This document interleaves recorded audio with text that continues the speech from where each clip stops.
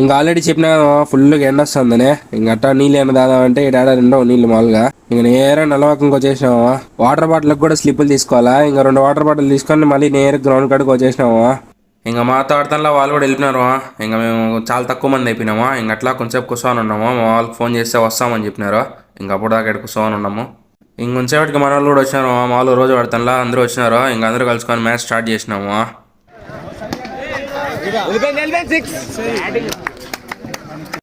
మంది బ్యాటింగ్లే ఇప్పుడు. ఇంక అందుకని కూర్చొని ఉన్నాము. అట్లే ఫోన్ స్టెబిలైజేషన్ ఎట్టుందా అని చెక్ చేస్తున్నా చూడ. పర్లా బాగానే ఉంది మన ఫోన్ కూడా.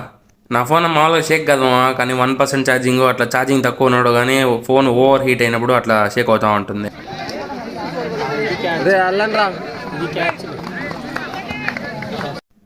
ఇంకేటి చూడమా బాల్ ఇరిగిపోయింది. అసలు ఎంత గట్టిగా ఉంటుంది చెప్పు ఈ బాల్ అయినా కూడా ఇరిగిపోయింది చూడమా. ఇంకా పుల్ల పెట్టి మొత్తం చింపేస్తున్నామా అసలు రావట్లే.